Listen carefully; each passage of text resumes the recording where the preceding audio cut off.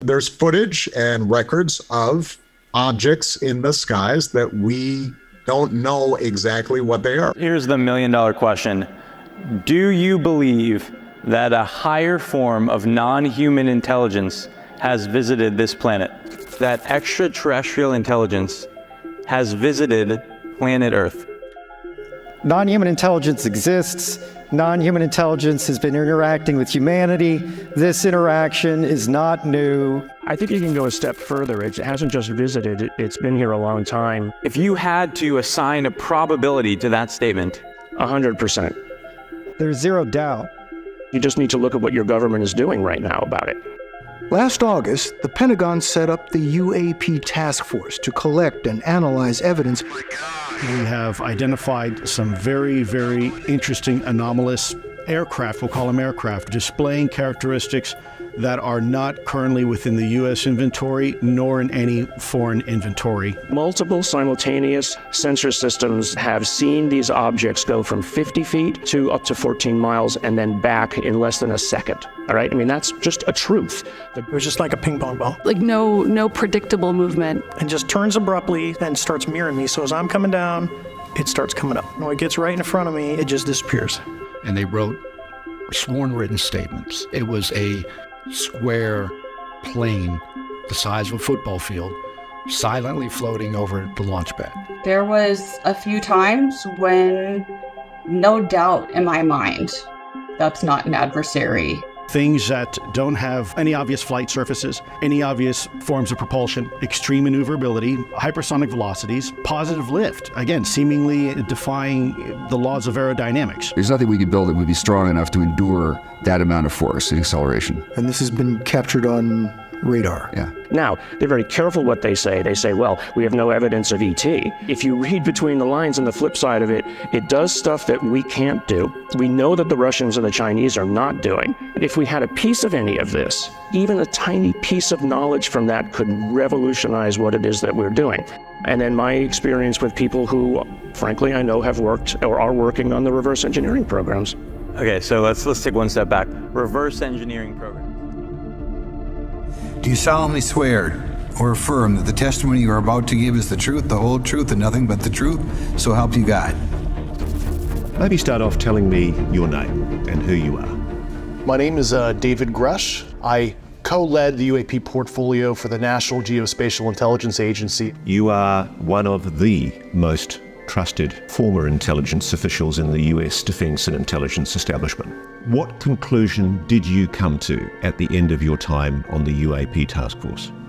The UAP task force was refused access to a broad crash retrieval program. Mr. Grush, do you believe that our government is in possession of UAPs? Absolutely, based on interviewing over 40 witnesses over 4 years. They're basing their opinions on the dozens of individuals who come forward and talk to them in classified settings. There are people that have come forward to share information with our committee over the last couple of years. People who have had firsthand knowledge of seeing this type of thing? Or have firsthand knowledge or firsthand claims. I know the people who were in the government legacy programs that oversaw both the crash retrieval and analysis of UAP data. And I'm very confident in these people, former intelligence, former DOD. Understand some of these claims are things that are beyond sort of the realm of what any of us has ever dealt with. Most of these people at some point, or maybe even currently, have held very high clearances and high positions within our government. What incentive would so many people have to come forward and make something up? You haven't been fed disinformation. It's a common thing in intelligence. Yeah, I was very sensitive to that fact. You know, was this some kind of ruse against me? Am I being used in any kind of way? And I took about 4 years being very methodical before I filed my whistleblower complaint to be absolutely certain. Does our government typically test advanced weapon systems right next to multi-million-dollar jets without informing our pilots? No, we have test ranges for that. If the fastest plane on Earth was trying to do these maneuvers that you saw, would it be capable of doing that? No, not even close.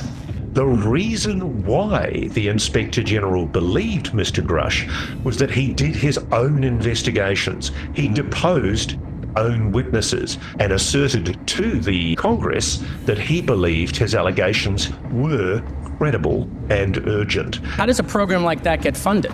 misappropriation of funds. Does that mean that there is money in the budget that is set to go to a program, but it doesn't, and it goes to something else? Yes. Do you think U.S. corporations are overcharging for certain tech they're selling to the U.S. government, and that additional money is going to programs? Correct, through something called IRAD. The evidence may be in the hands of corporations outside government. So, for example, I had a person who used to be a high-level official in Lockheed Martin visit my home. I said, what do you think about David Grush's testimony? Is it conceivable that Lockheed Martin, for example, has any materials? And he said, I would not say that it is wrong. And that surprised me. Do we have the bodies of the pilots who piloted this craft? Biologics came with some of these recoveries, yeah. Were they, I guess, human or non-human biologics? Non-human, and that was the assessment of people with direct knowledge on the program I talked to that are currently still on the program. I talked to people who were familiar with the biological analysis and everything. I brought the people who worked on that stuff to the Hill. They went into all those details, and I remember, some of the professional staff members were like, whoa, like they were like in G-Lock, right? Trying to be protective of these people. Some of these people still work in the government, and frankly, a lot of them are very fearful. Have you had incidences that have caused you to be in fear for your life? Yes, personally. Okay. Yeah. There were certain colleagues of mine that were brutally administratively attacked. It actually makes me very upset to see that happen to other coworkers and actually superiors of mine over the last 3 years.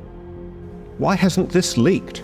I guess ostensibly this has leaked like a sieve for decades. I kept looking for their tails. They didn't have any tails. I thought, well, maybe something's wrong with my eyes. There have been a certain percentage of this volume of reports that have been made by credible observers of relatively incredible things, are in no way connected with any secret development by any department of the United States. The Air Force is simply treating the American people like children. They don't trust them with the facts. There would be no way of making a 90-degree turn 12,000 miles an hour or greater. And you just can't do that in a fine. I'm convinced that they're probably from another planet. The weather balloon story never made sense. Being an intelligence officer, I was familiar with just about all materials used in aircraft and air travel. This was nothing like that. One that crashed in Kingman, Arizona. That's the first one that they took out to the test site. I said, General, I know we have a room at Wright-Patterson where you put all this secret stuff. And I go in there, and I've never heard him get mad, but he got madder than hell at me. Witness testimony from former or retired U.S. military personnel confirm beyond any doubt the reality of ongoing UFO incursions at nuclear weapons sites. It sounds fantastic, and it is fantastic. The object I saw was bright orangish red, like fire. I saw this marine come out of the sky. There was this big ship. It was a silver oval thing. I saw the funny man with his eyes here, big black eyes. It had big eyes. Eyes that are bigger than ours. Not scared because I've never seen such a person like that before. I thought this was just rubbish from the tabloids, but I was surprised to find thousands of U.S. government documents from intelligence agencies that tended to indicate that there was a little bit more to this than met the eye. Do you anticipate that any of the recovered vehicles would ever become available for technological research? 10 years ago, the answer would have been no. Yeah. Whether in time has evolved, they're beginning to become more open on it. There is some group of people somewhere that may or may not be associated with government at this point, but certainly were at one time, that have this knowledge. The federal government all these years has put brake pads on everything. I think it's very, very bad for our country. What makes you think that this time is going to be different? I mean, we're going to find out. There's a stigma on Capitol Hill. You don't want me to risk my career talking about UFOs? If you go back 15 or 20 years, if we were sitting here talking about UFOs, people would think that we were nutty. Now it's gotten to the level of where it is somewhat accepted. It's a matter of time now. That genie's out of the bottle. It's just going to take a little more time legislatively. For the first time, the National Archives will gather records from across the federal government on UAPs. A requirement for the government to obtain any recovered UAP material or biological remains that may have been provided to private entities in the past and thereby hidden from Congress and the American people. We will keep working. I want to assure the American people, Senator Rounds and I will keep working. It's being put in the National Defense Authorization Act, and it's regarding unidentified flying objects. Starting with Mr. Graves, why did you come forward on this issue? I was trained as an aviation safety officer by the Navy. I felt that my colleagues did not have a way to mitigate this safety threat, and I wanted to help them. I was pestered by a friend, and I asked why, and he said, "You're the one person that they can't discredit." Mr. Grush. I don't want to be 60, 70 years old and have that, coulda, shoulda, woulda feeling where I could have made a difference. I made the decision to leave my job and pursue this topic because it was the right thing to do. The image was of something that I am not able to attach to any human capability from the United States or from any of our adversaries. And I'm somewhat informed on the matter, having served on the Armed Services Committee for 7 years, having served on the committee that oversees advanced technologies.